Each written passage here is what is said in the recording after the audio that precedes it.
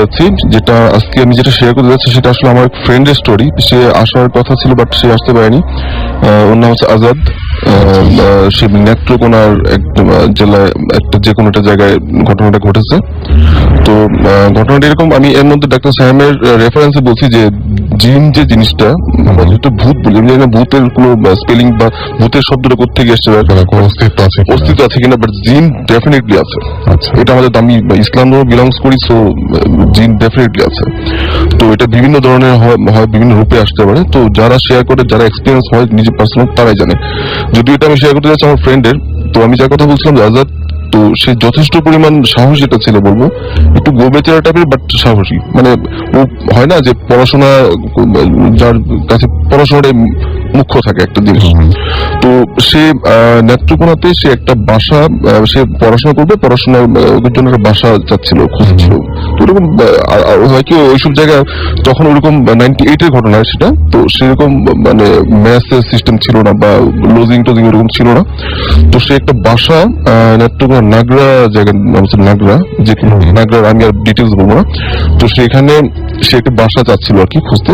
তো একটা বাসা ছিল ছোট ছিমছাম বাসা, টিনের বাসা। তো ছোট্ট বাসা, এটা কিচেন ছিল, প্লাস একটা পাশে টয়লেট ছিল, বেশ ভালো এবং খুব কম ভাড়া ছিল।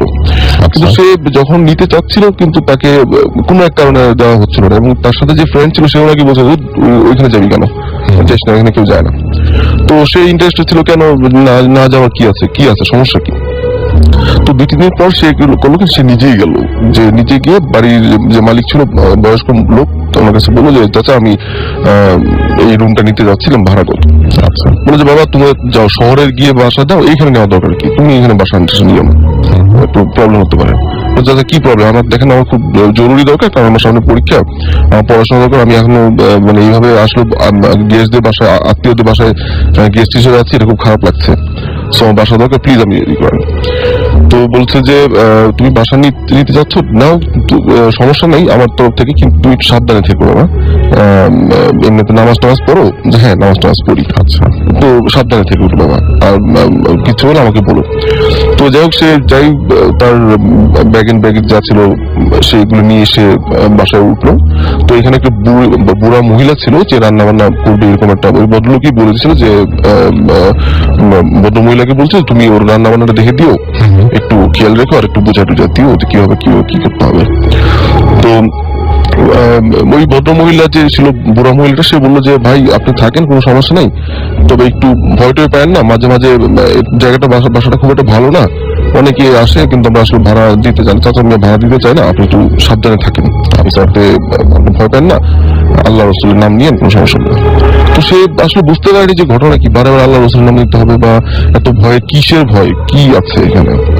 তো যেটা হলো, বাসা থাকা 7-8 দিন পর্যন্ত কিছু হয়নি, বাট 7-8 দিন পরে যেটা হলো, সে বললো যে আমি রাত্রে 10টার দিকে পড়ছিলাম, তো ইলেকট্রিসিটি নেই, তো হারিকেন দিয়ে জ্বালিয়ে পড়ছিল। তো হারিকেন দিয়ে জ্বালিয়ে পড়ার সময় তো সে জানতো যে সেদিন বুয়া আসেনি, মানে বুড়া মহিলাটা আসেনি। তো সে হঠাৎ করে শব্দ শুনলো যে রান্নাঘর থেকে আওয়াজ আসছে, চুলা ধরাচ্ছে, কেউ থালা বাসন ধুচ্ছে, বা এই ধরনের কিছু একটা আওয়াজ, তার মানে বুয়া আসছে। তো সে খুব খুশি, সে জোরে জোরে বলছে বুয়া তুমি আসছো, ভালো হয়েছে, আমার রান্নার ইয়েতে ঝামেলা টুকলো, তুমি একটা কাজ করো, শুধু ডিম বা হালকা কিছু করে রাখো, যাতে খাবার ঝামেলা করতে হবে না। রাত 10টা বাজে, অলরেডি বেশ ভালো রাত, 10টা বাজে, কোনো খবর নেই। 10:30টার দিকে সে নিজে রান্না চলছে। তো গিয়ে দেখলো সত্যি কেউ নেই, সেটা আসলে সে মানে বিশ্বাস করতে যাচ্ছিল না, কেউ নেই, অথচ কি শুনলাম, তাহলে কি ছিল।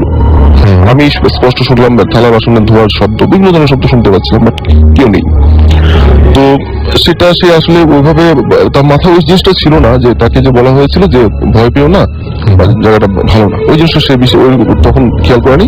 তো যাই হোক, সে ওই দিন আর কিছু খায়নি, বলতে বিস্কুট ছিল, সেগুলো খেয়ে সে ওই মতো ঘুমিয়ে যায়। এরপরের দিন যেটা ঘটেছে, এরপরের দিনই মানে মেইন একটা ঘটনা, ভালো একটা ঘটনা ঘটেছে, যেটা তার জীবনের জন্য একটা অনেক বড় মানে একটা ঘটনা হয়ে গেছিল। সেটা হচ্ছে যে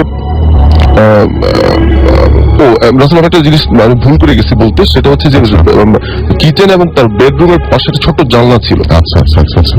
যে জানলাটা বাড়ির যে ভদ্রলোক বয়স্ক লোক, সে বলছিল বাবা তুমি জানলাটা খুলো না, জানলাটা খুলো না, তোমার ঘরে চতুর্দিকে জানলা আছে, প্রচুর বাতাস আছে, সো এই ফ্লোয়ে চলবে, তোমার এই জানলা খোলা দরকার নেই। বলছি চাচা কেন খুলবো না? বললো যে না খুলো না, জানলাটা ভালো না, খুলো না, জায়গাটা পেছনে জায়গাটা অন্ধকার, ভয় পেতে পারো। তো কাজে বুয়া একই কথা বললো যে ভাই আপনি এই জানলাটা খুলেন না, জানলাটা সমস্যা আছে, খুলেন না। তো সে পরের দিন যেটা ঘটলো, সে সন্ধ্যার সময় এসে ব্যবসাটা গরম হচ্ছিল, তো সে জানলাটা সে খুলবে। আচ্ছা। তো এর মধ্যে বুয়ার সাথে কথা বলছিল, বুয়া বলছিল যে ভাই আমি কিন্তু বললাম আপনি জানলা খুলবেন না। সে বলছে আরে বেটি তুমি কি বুঝো, কিচ্ছু হবে না, জানলা খুলে কি আছে, কিচ্ছু হবে না। তো সেই জানলাটা খুলতে গেল, একটা ধাপ মানে কি বলে দমকে একটা হাওয়ার মতো বাসার ভিতরে বয়ে গেল। তো সে এটা খুব স্বাভাবিক হতেই পারে, জানলা খোলা হতে বাতাস আসছে, বাট বাইরে কোনো বাতাস ছিল না, বাতাস ফ্লো করে গেল, চলে গেল। তো বুয়ার মধ্যে নেই, রান্না বান্না করে চলে গেছে। তো যেটা হলো রাত্রে খাওয়া দাওয়া করার পর 10:30 11টার দিকে সে ঘুমোতে যাবে, ঠিক তখনই রান্নাঘর থেকে একটা ছোট মানে নুপুরের আওয়াজে ছোট ছোট আওয়াজ, মানে না কেউ একটু নাচছে বা এরকম। আচ্ছা। তার কিছুক্ষণ পরেই ভালো মাত্রায় আওয়াজ, নাচা শব্দ, মনে হচ্ছে যে কেউ নাচছে। তো সে তবুও এটা ভাবছে যে হ্যাঁ হতে পারে যে দৌলতপুর এলাকাটা অনেকটা মানে মানে বলবো হিন্দু অধ্যুষিত এলাকা, সঙ্গীত বা এইগুলি হয়, চর্চা হতেই পারে, স্বাভাবিক ব্যাপার। তো সে করলো কি যে আজাদ যেটা করলো যে সে তবু 10:30 পৌনে 11টার মতো বাজে, সে টর্চ লাইটে নিয়ে রান্নাঘরের দিকে আসলো।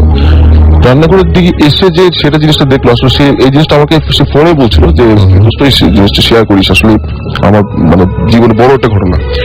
দেখলো ছোট্ট একটা মেয়ে, খুব সুন্দর একটা মেয়ে, সে নাচছে, ছোট ছোট পা দিয়ে খুব সুন্দর হেলে দুলে নাচছে, অদ্ভুত ভাবে নাচছে। তো বলে যাই তুমি কে, তুমি কে বলে সে পিছন দিকে তাকালো, আবার মানে দেখতে যাচ্ছে, কিন্তু পিছন দিকে যখন তাকালো অন্য ঘরের দিকে যে কোথেকে ঢুকলো তার প্রশ্ন, পিছন দিকে স্বাভাবিক হয় না যে তুমি কে বলে পিছন দিকে তাকালো, দেখে যে ওই মেয়েটি নেই। আচ্ছা নেই তো নেই। তো এই ঘটনাটা পরের দিন খুব একটা ইয়ে করে না, তো হুজুর কি বলে যে বাড়িওয়ালার যে ভদ্রলোক সে বললো যে বলে চাচা আমি এই ঘটনা আমি দেখলাম একটা মেয়ে, ছোট্ট মেয়ে নাচতেছিল, তো কিভাবে কেন এরকম হলাম, তো জিনিসটা বুঝলাম না কিভাবে ঘটনা ঘটছিল। তো চাচা মেয়ে বলছিল যে বাবা আমি তো তোমার আগে বলছি ভয় পেও না, তুমি থাকো না, এখানে কেউ থাকে না, একটু সমস্যা আছে বাবা, আমি তোমার এত কিছু বলতে পারবো না, তুমি যদি থাকতে চাও থাকো, না থাকতে চলে যেতে পারো, কারণ আমি চাচ্ছি না তুমি ভয় পাও। তো সেই ব্যাপারটা আর গরজ দেয়নি। তো এরপরে যে ঘটনা ঘটলো তার সাথে, সেটা খুবই ভয়ঙ্কর ঘটনা। সে হচ্ছে পরের দিনই ঘটনাটা আবার সেই নাচের শব্দ, সেই ধুমধুম আওয়াজ সে যাওয়ার পরে দেখে কি সেই মেয়েটি নাচছে, খুব সুন্দর একটি মেয়ে, বেনি ধুলিয়ে সুন্দর করে নাচছে, এক ছোট্ট জায়গার মধ্যে নাচছে। নাচার পরে রান্নাঘরে যে ছোট্ট দরজা ছিল সেই দরজাটা সে আস্তে আস্তে বেরিয়ে যাচ্ছে। তো সে বললো আমি আগে বলছি আমার ফ্রেন্ডটা খুব যথেষ্ট সাহস, সে সব পরোয়া করে না। সে বললো আমিও গেলাম সাথে সাথে, সে মেয়ের নাচতে যাচ্ছে, সেও যাচ্ছে পিছিয়ে গেছে। একসময় যেতে যেতে দেখা যাচ্ছে কি সে একটা ছোট গর্তের মধ্যে বসে গেল। তো সেও গর্তের মধ্যে কাছে যাওয়ার সাথে সাথে তাকে কোনোভাবে হয়তো সে যেটা বললো কি যে তাকে টান দিয়ে নিয়ে যাওয়ার চেষ্টা করছে। তো সে এরপরে সে কিছু মানে জ্ঞান ছিল না, সে জ্ঞান হারিয়ে ফেলছে। সকালবেলা সে তাকে যে মুরব্বীরা এবং যারা সবাই তাকে যেভাবে উদ্ধার করেছে সেটা হচ্ছে সে একটা ছোট্ট কবরের থেকে তার একটা অর্ধেক মানে বডি তাকে মানে টেনে এনে তাকে মানে সেবা দিয়ে বা করে দিয়ে তাকে সুস্থ করা হচ্ছিল। তারপরে যে ঘটনাটি শুনলো সেই ঘটনাটি হচ্ছে এখানে এই বাড়িতে ছোট্ট একটা ফ্যামিলি থাকতো। আচ্ছা। তো ফ্যামিলি একটা মেয়ে ছিল, 4 বছরের একটা মেয়ে ছিল, ছোট্ট বাচ্চা ছিল, খুব সুন্দর একটা বাচ্চা। বাট এটা যখন তার ভদ্রমহিলা একটা বিয়ে করেছিল, তার স্টেপ ফাদার যেটা করলো সেটা তাকে মহিলা ভাষ্য অনুযায়ী গলা টিপে মেরে ফেলেছিল, বা এই ধরনের একটা খুন বা এই ধরনের কিছু ছিল, কিন্তু এটা কোনো কেস হয়নি বা কোনো আইনি কিছু হয়নি, তাকে এখানে দাফন করা হয়েছিল। আচ্ছা। এরপর থেকে এই জিনিসটা মানে হন্টেড একটা ইয়ে। তো এরপরে সেই আমার ফ্রেন্ডও থাকেনি বাসায়, কিন্তু এই ঘরটা আসলে আশেপাশে যারা ছিল ওরা বলছে যে আপনার ঘরটা ভেঙে দেন।